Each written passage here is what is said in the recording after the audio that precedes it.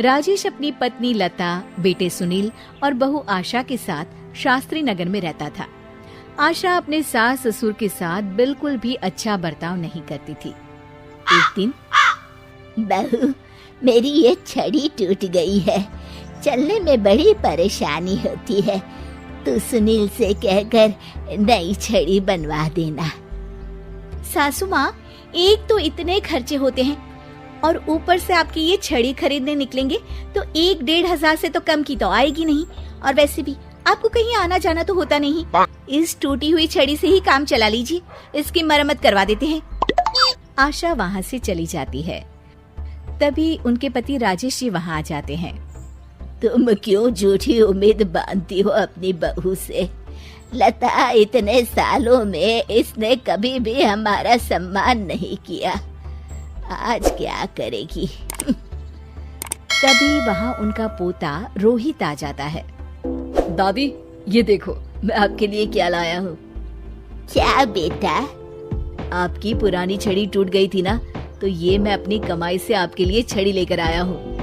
अब आप ये पुरानी छड़ी छोड़िए और ये वाली छड़ी हाथ में पकड़िए और ठाठ से चलिए। राजेश जी और लता जी एक दूसरे को देखकर मुस्कुराते हैं कि कम से कम उनका पोता तो उनका सम्मान करता है।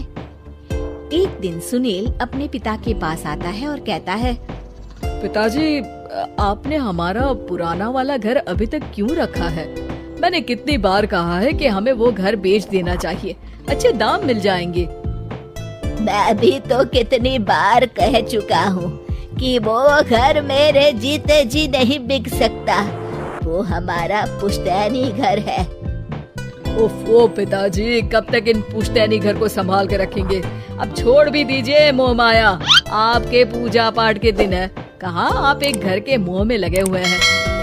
घर का मोह नहीं है बेटा, कुछ चंद यादें हैं, उनका मोह है, पर तुम ये बात नहीं समझोगे।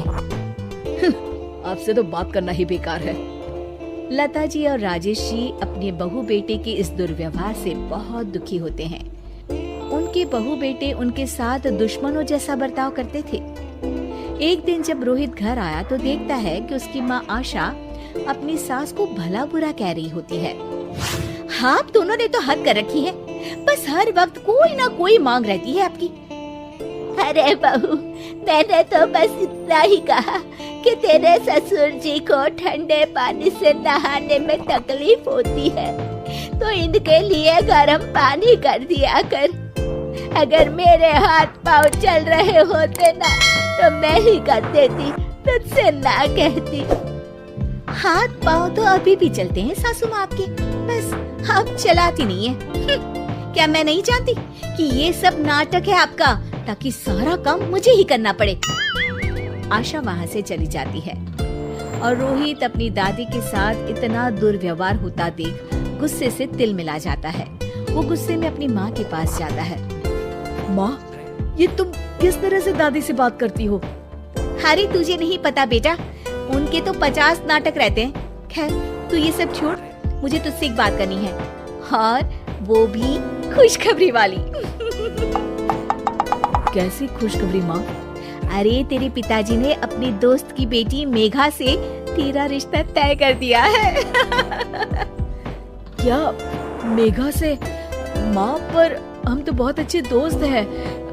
मेघा से शादी का तो मैंने कभी सोचा भी नहीं।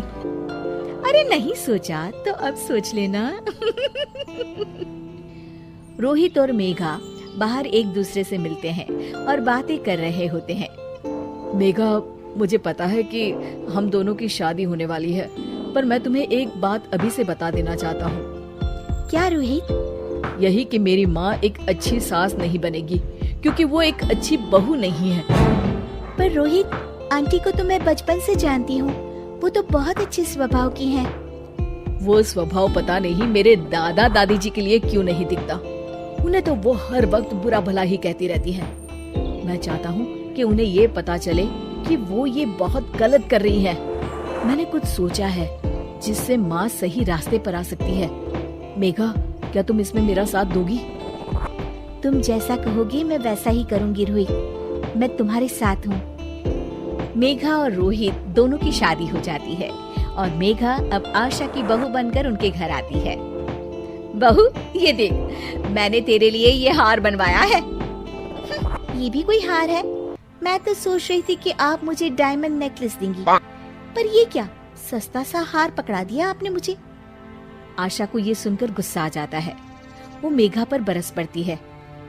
बहू, मैं तुम्हारी सास हूँ, मुझसे तमीज से बात किया करो, समझी? वरना अच्छा नहीं होगा।